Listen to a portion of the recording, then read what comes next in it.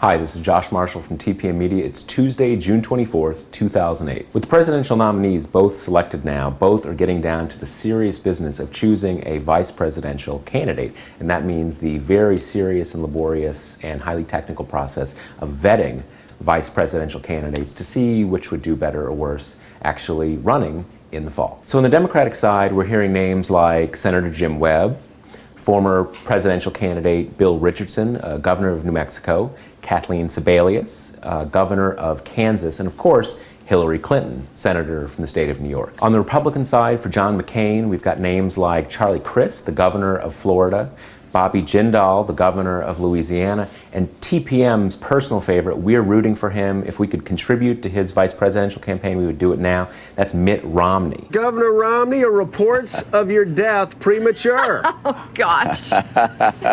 Oh, pretty silly, actually. But today, we're going to focus on Tim Pawlenty, governor of Minnesota. He's getting a lot of attention as a possible running mate for John McCain. He's been going around TV sort of auditioning for the job of vice president, and we think just from watching him now, you know, he may be the most boring of the prospective vice presidential candidates, and also matches up well with John McCain on a few other counts. Now let's run through a few of the advantages that Tim Pawlenty brings to McCain. Comes from a swing state. Minnesota is close in the last two elections. Barack Obama is running ahead, but people think that Pawlenty could put Minnesota into contention. Remember, that's also where they're holding the Republican National Convention this year. Another advantage, Tim Pawlenty born after the invention of the jet engine. John McCain kind of getting up there in years, so again, born after the advent of jet flight. Now we're going to show you some video in a moment of Pawlenty making the rounds of the shows, but one thing we've noticed is, you remember from that green screen speech that McCain gave a few weeks back, McCain's got some awkwardness issues sometimes when speaking publicly, and Pawlenty seems to be a good match for McCain on those grounds. Remember those few moments with McCain a couple weeks back. And that's not change we can believe in. That's not change we can believe in. That's not change we can believe in. Now here are a few moments of Pawlenty from this morning on MSNBC's Morning Joe. First talking about whether he's running to be vice president, and then about John McCain's $300 million prize for the guy who creates the best battery. What would make you a good running mate for John McCain? Well, John McCain's going to have a lot of good people to consider for vice president. What would make you a good choice, Governor? Well, I don't think it's up to me to decide that, but in terms of what he brings to the country, he brings a lot of great strengths in national security, his energy policy and the like, and I'm sure he'll find a vice presidential running mate that will amplify his strengths. Oh, you're good. He's good, isn't he? He's not going there. No. Hey, Governor, they never do. If a Japanese consortium, a group, came together and produced this new battery that Senator McCain and the world wants, would the Japanese be eligible for the prize?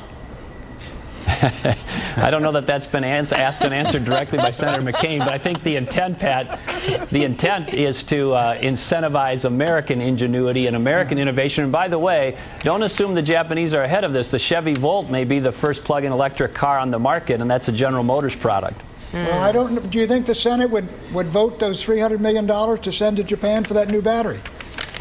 I doubt that. Okay. It's a little awkward there, like McCain, but it turns out there's also kind of a gregarious, a little looser, more freewheeling side of Tim Pawlenty. Back in May, he got some attention because he went on a radio show, and in talking about how his wife is so great because she's fishing, going to sporting events, that he only wishes he could get her to have sex with him. It went over great. Take a listen. I have a wife who genuinely loves to fish. I mean, she will take the lead and ask me to go out fishing and joyfully comes here. She loves football. She'll go to hockey games, and I jokingly say, now, if I could only get her to have sex with me, I'd really have fun.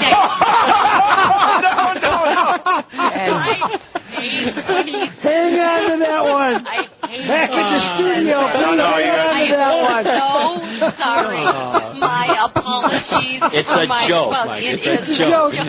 So those are some great Tim Pawlenty moments, but really when we've been watching this guy on video, we look and we're sort of like, we kind of can't come up with anything because he's just so bland and kind of unexceptional. Sort of like the vice presidential equivalent of white noise. So we put together a few key key clips here to give you a sense of what you might be seeing in your next vice president. So take a look and give us your feedback. Tell us how dynamic or non-dynamic a speaker you think Governor Pawlenty is.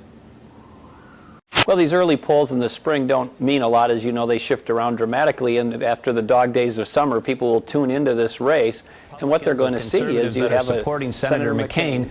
That level of support that Senator McCain is receiving is as high or higher than comparable Republican presidential candidates at this point in the campaign. So I think the answer to your question is yes, but you also asked about energizing them, and I think you'll see that momentum pick up. President Bush came very close 2 times in Minnesota, and you combine that with Senator McCain's straight talk, his kind of populist appeal, his appeal to the mainstream, somebody who's going to sell well in the upper Midwest.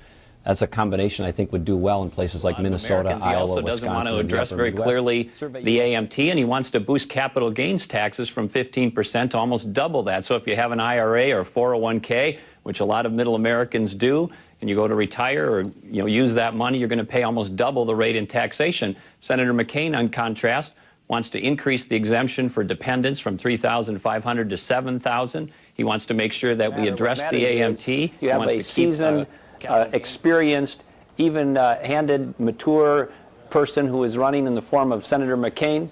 And we also have a classic liberal, the most liberal senator in the United States Senate, Barack Obama. And people are going to have a pretty clear choice. He is the architect and certainly one of the earliest and strongest supporters of changing the strategy. And it's working, Chris. And as people continue to see the progress in Iraq because of the McCain surge strategy, I think they're going to be willing to support that strategy as it continues to reflect progress. And if you're going to be running for President of the United States, it seems like it would be a good idea to have visited Iraq sometime in the last 900 or so days. Senator Obama has not done that. He's not asked for direct meetings with General Petraeus, unfortunately. He is somebody who has first said to the Iranian Revolutionary Guard isn't a terrorist group, and now he's changed his views on that and several other foreign policy issues. It reflects an uncertainty in his judgment and perhaps even his knowledge.